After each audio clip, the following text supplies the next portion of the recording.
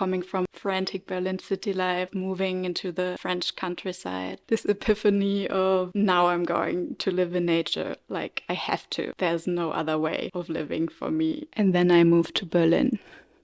I was wild and I tried to slow down with the alcohol and the drugs, and that didn't work. Then came yoga. 5 people in a tiny car and the driver drinking a bottle of red wine as we start the journey. And I was just like, this might be the time I die.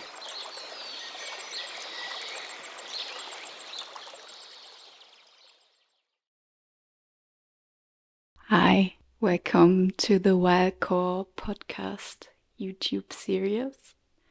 It's called Coming Home, and before we go into any talking, I would like to invite us, you and me, to come home to our bodies right now. So if it feels good for you, I invite you to join me.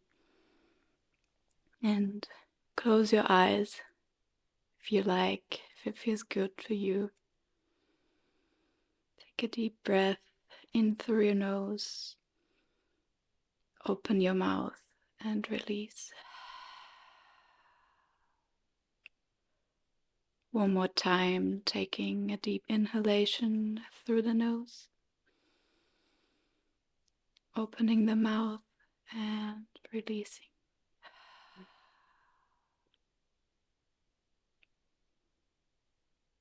For a moment, observe the movements of breath, the quality of breath today without influencing it.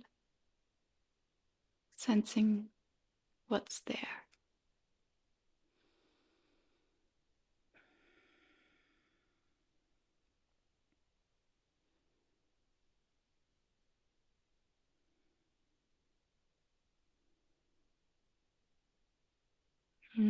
Coming home, I wonder what that brings up for you when you hear that.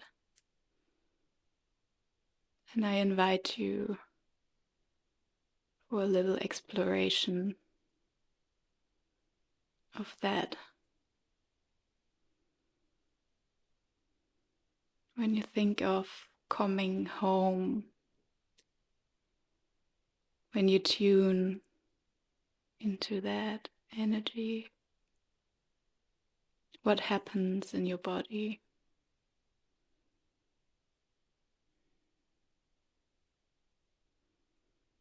What kind of images, places, people, smells come up for you?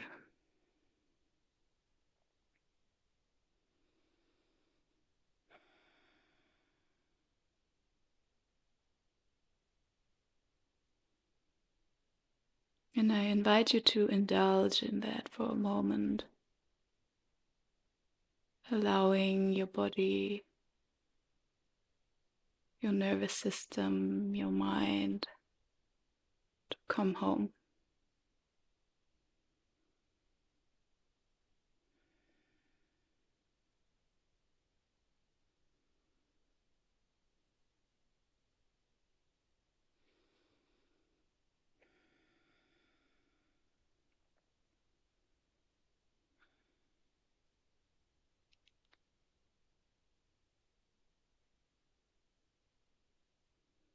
Maybe finding a moment of gratitude, and if this has been difficult, holding space for you with empathy and self-compassion. Taking one more deep inhalation through the nose and releasing through the mouth.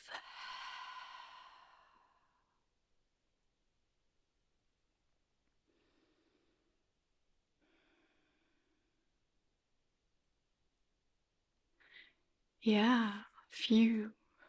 Coming home, what a What a huge topic, and there's so many angles and perspectives to look at it. And yeah, I was craving ways to connect with people through the internet in a deeper and a more meaningful and a more long-living way than the fast food restaurant of Instagram and all the insanity and the pace of this shooting out content after content. And yeah, I really asked myself, how can I use the internet to complement the work that I do with people around body, around connection, about nature? And so the idea came up for this podcast, and I'm pretty nervous right now.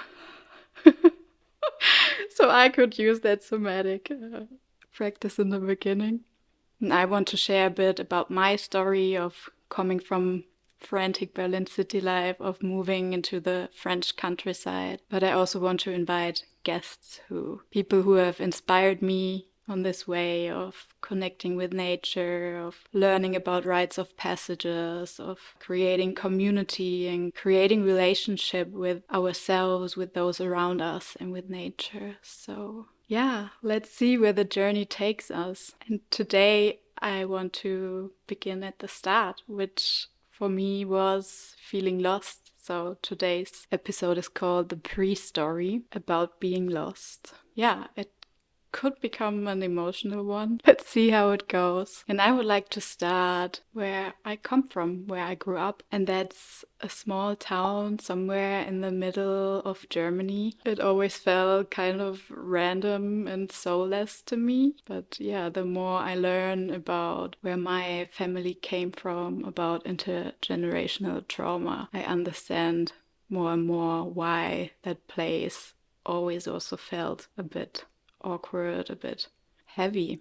So I come from a family of farmers. When I go back to my grandparents from my mother's side, used to live in Hungary for many generations as settlers, and they were farming, growing food, living on the land. And my grandparents from my father's side, they lived in former Yugoslavia, and yeah, also had a house in nature, and all the kids had to work on the farm, help on the farm. So I feel like it's been in my DNA, and I feel like, yeah, working with nature, living off nature is in all our DNAs. But it was good for me to look back at that at one point, because it felt a bit strange for me, you know, this this epiphany of, now I'm going to live in nature, like I have to.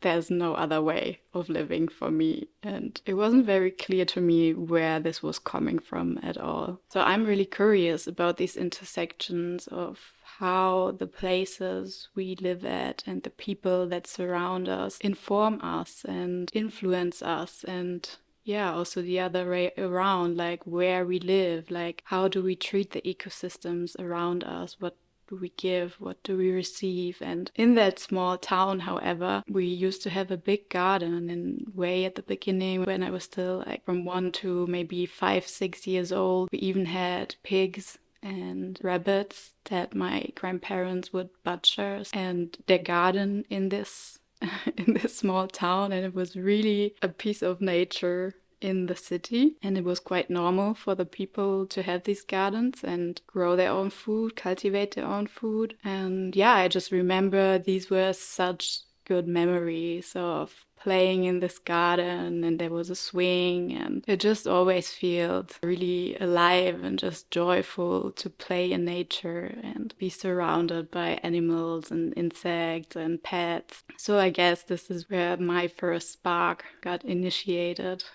into loving nature. Yeah, I guess I also want to invite you to maybe take a moment and reflect on your story of place, the places you've lived at, and how they've influenced you. Yeah, so until I was 11 years old, and that time around primary school, I was a pretty happy kiddo. And then secondary school started, high school, and everything took a pretty intense turn. Everything spiraled out of control.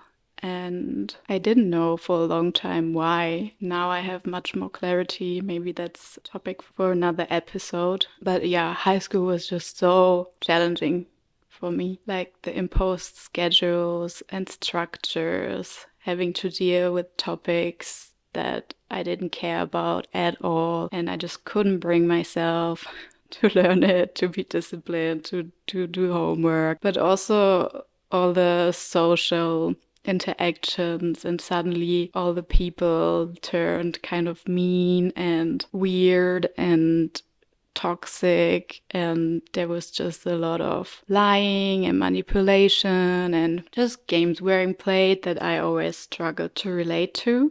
And I was always a bit of a paradise bird, so I had blue hair and pink hair, and I dressed like a punk a few weeks, and then I dressed like a rapper another week. That was mainly because I also started to live in the internet. And it's funny when we think about, our story of place. And I always offer this exercise in the Earth Body Studies group I'm facilitating, that only after a few attempts of doing this exercise, I noticed, wow, I always forgot the internet as such an important place for me. And I imagine for so many others as well, because when I felt misunderstood by my peers or friends in school, I suddenly had this parallel universe where I could connect with people from all over the world, and I would publish my own poetry and start getting into photography, where I would learn to express myself and work with my emotions and find people who would do the same stuff. And that was just so wholesome, just to have this space where you're fully understood and you can just express yourself fully. I felt in real life I couldn't do that fully. I wasn't bullied, but just the attention it gives you and people looking at you oddly, and it was just not something I enjoyed as a teenager. So I never showed my full self there. And I remember craving mentors. So I also had a very difficult relationship with my parents back then, as I'm sure many teenagers have. But in my case, it escalated quite intensely, quite often. And my parents were, in this time, not somebody who could accept as my mentor. When I had a falling out with my circle of friends, female friends, that was especially painful. And then, I was wondering, like, where are these people that can guide me and that I can look up to and receive advice from? Now, looking back, I feel like this is such an important point in my life. And it really is something that informs the motivation for the work that I do now, because I would love to offer these spaces and be that person who can hold space for somebody who feels lost in their youth. And I found my mentors. I don't know if they were the best mentors that I could find. I really was fascinated by fashion back then and design, and while I was sucking at school and getting my stuff done there, I was always an autodidact and just exploring the things that I was passionate about. So I taught myself Photoshop and designing websites and photography. And so the mentors I found were in fashion and commercial photography. They were all male. I learned a lot, technical skills and how to show up in business. But I didn't learn anything that was nourishing my soul. Quite the opposite, in fact. Also working in fashion and, the glorification of skinny bodies back then, it really fueled my disordered eating and my body dysmorphia. So it wasn't the best choice of mentors, let's put it like this. But it nevertheless felt empowering to have these people who supported me in finding my skills, my abilities, and how to find my voice in this world and not feel ashamed to express it. So a big part of my experience in this town and around this area where I grew up was the experience of not fitting in, of not fulfilling the expectations of parents and teachers. I struggled a lot in school. I dropped classes many times. I changed schools many times. I started an apprenticeship and then canceled it again and started working jobs at a way early age to earn my own money because I thought I'm not going back to school ever, but then went back to school. So it was so much trying to make myself fit into the conventional ways, but it never worked. And pretty early on, around the age of 15, I got really curious about pot, weed. I started smoking weed, and then a few years later directly got into harder drugs, and I was really actively seeking that. Also now I know I know why. Back then, I just didn't think about it at all. I just knew I want to explore these things and experience these substances that did open many doors for me back then, because when I felt too anxious to open up to other people or to be around people, these drugs helped me to show up, to show up and experience how beautiful it can be to open up and be received in that authenticity that I was mainly hiding during everyday life. But it escalated quickly. So yeah, this is not an advertising for take as much drugs as you want, because also lots of damage has been done. Yeah, so it was a wild time, teenage times, in that area. And sadly, I lost all of my interest in music. Like, I played piano and sang in a choir. I lost all my interest for sports. I never participated in any activities in school, like theater stuff or anything. I was just interested in getting wasted and getting wild and partying and dancing. So it was a pretty dramatic switch to where I was before, when I was playing sports with friends and being this really interested person in a lot of things. And then I moved to Berlin. I basically moved out of my parents' home and moved in with my first boyfriend. So that's quite special. I think not many people do that. And I was always surrounded by older people as well, because it was hard for me to relate to peers. Somehow it was easier with people who have a bit more lived experience and are a bit more chill.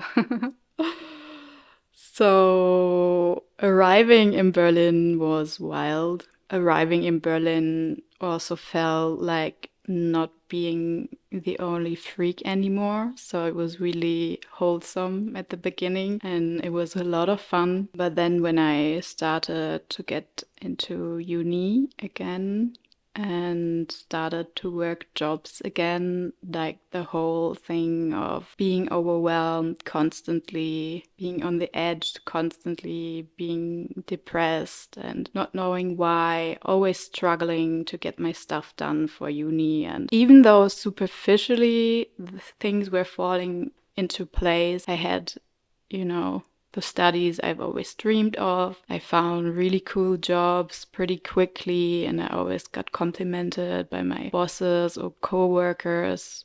But I never felt like I belonged and I never felt like I was good enough. And yeah, I sucked at uni.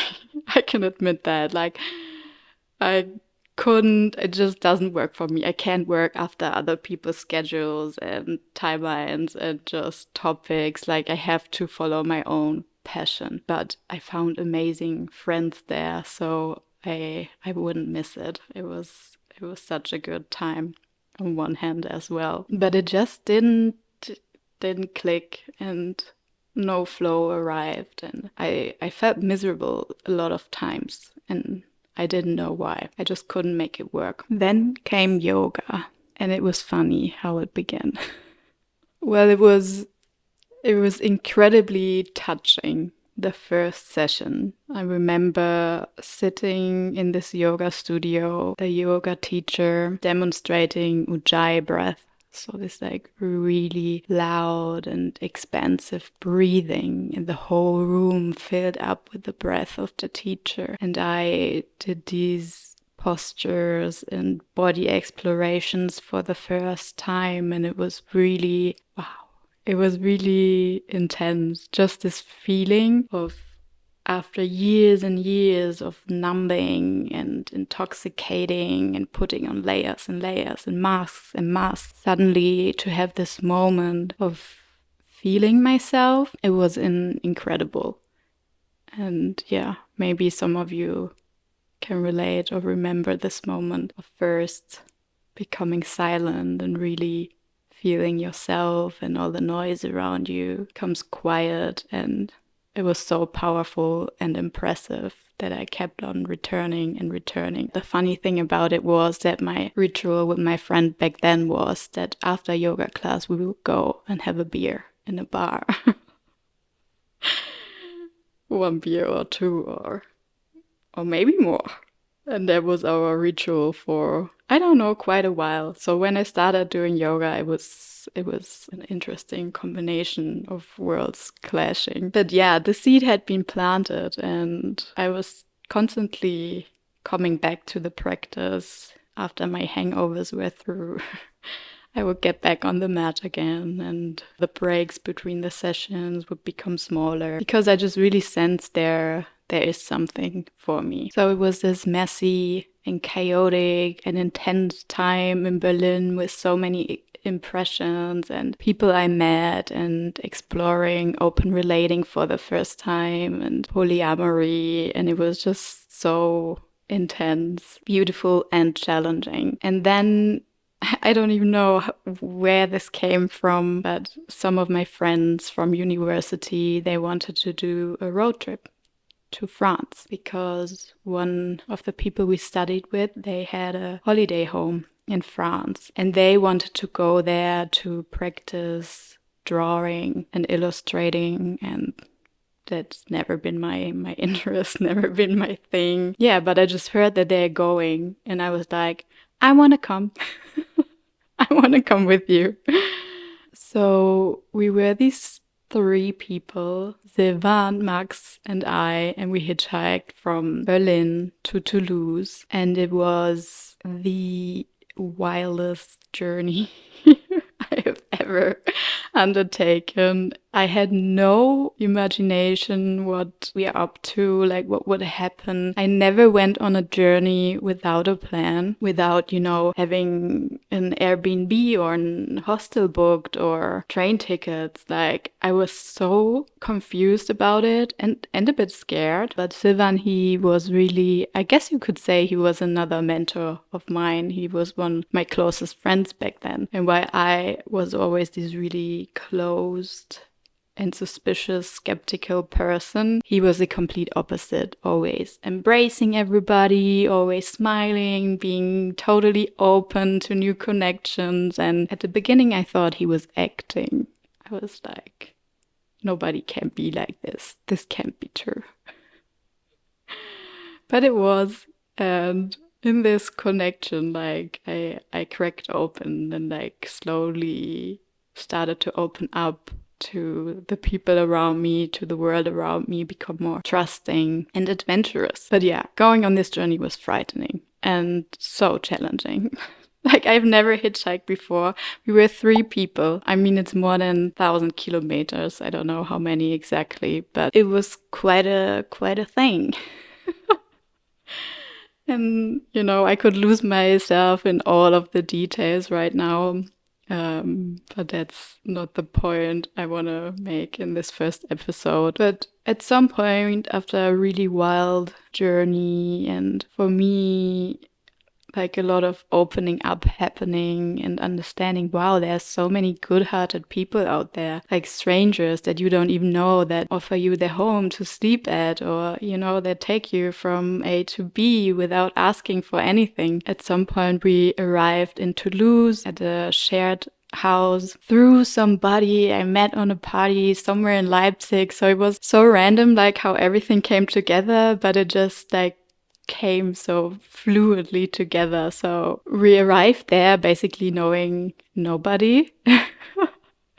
And it was a house full of French dudes mainly, and one girl. And they all had summer holidays, and I did not expect this trip to escalate into a wild party thing. I actually thought we would go to this friend's place and sit in nature quietly, practice drawing, but that never happened. That never happened. I don't even know why. I think we just met her briefly in Toulouse, but we never ended up at her place, or nobody ever drew a thing. So I don't know. That was just wild being in this place. I don't know how many days we spent there, how many joints we smoked, how many pastis we drank. Oh my god, I can't drink that shit anymore. It's like as soon as I smell it. Oh my god. But there was one person there, one guy who had a summer job of taking care of the cows up in the mountains, like a nature reserve kind of thing in 𝘪𝘁𝗫𝗁. And I remember us driving there in this tiny Renault Clio or Twingo or whatever it was, packed until the last corner. Everything was stuffed with camping gear and just stuff, so much stuff, and 5 people in a tiny car, and the driver drinking a bottle of red wine as we start the journey. And I was just like, this might be the time I die, but it sounds like a good time to die. Like if it's going to happen, it's been a nice trip. So I was already saying my prayers, like, you know, I was wild, but I would never sit myself like drunk in a car and drive. But I surrendered. So we arrived in 𝘪𝘁𝗫𝗁 at one point, and we were driving these roads up the mountains, and it got greener and greener and so lush and moss, just like these huge trees. And I felt like so embraced by nature and this lushness. And no matter, you know, how stoned we were or what was going on, I just could feel like how nature was embracing me. And I think that was for the first time I also was really immersed in nature like this, because when I lived in Berlin, I never spent time in nature. So it was really like the first time after many, many years, way back when I was a child, going to holiday with my parents to Austria or something. And it was exhausting to spend this time with the guys and drink so much and just keep up with the noise and the wildness. And so it was strange. It was such a strange combination of having this incredible nature, these amazing mountains and trees and the silence and the vastness, and then the boys who were so loud and just wouldn't stop drinking and smoking and yelling and going crazy and making music. And I was just so exhausted at one point. And that was the point when we were camping around some natural hot springs in the Pyrenees, and I was just like, oh, I have enough. I have to get out of here. And I just took my backpack and hiked up the mountain alone. And that was the first time really, I think, I ever went on a hiking trip alone. And it felt so beautiful. It was so special. And I remember seeing a snake for the first time, and I was so in awe just looking at it, like, wow. Oh my god, look at you, beauty. And I saw 𝗪𝘁𝗁𝗁𝗪 for the first time. I only knew them from cartoons back then, or like drawings. And looking at it, I was like, wow, look at you, you're real. And then when I arrived at the peak, it was just sitting there alone. And for the first time, could really feel this vastness and this peace inside, and just this dissolving of the self into nature. I think this was really, like, from that point, I think there was no coming back. I think that was it. Like, the seed got planted. And I think it's really hard to describe with words. I feel like it was just a remembering on a visceral level, also just a remembering of the body of this is where you belong. After this 2 weeks, I guess, around Ariège and this beautiful region in southern France, at some point we made our way back hitchhiking again until Berlin. Yeah, this was really when this evolution of like working myself out and away from city life started. And I remember doing more and more yoga, connecting more with my body. And I tried to slow down with the alcohol and the drugs, and that didn't work. That was, I think, one of the toughest times. Understanding, okay, the life that I'm living and the environment that I am is not good for me, and trying to want to make changes, but it's not happening. Yeah, for these kind of phases, you need a lot of patience and self-compassion. And I didn't have any of it. I was really cruel to myself in my head for not doing better, for failing at becoming sober, for not doing better with the privileges that I've been given, that I could study, that I had the support of my parents and could make this living in Berlin happen, but also I couldn't. And I didn't. So that was a challenging time. And I think I would like to end it at the challenging time cliffhanger. This was the chapter of being lost and being in the mess and in the chaos and not knowing the path and just sensing something is wrong, something is off, and somewhere, somehow, there must be other ways.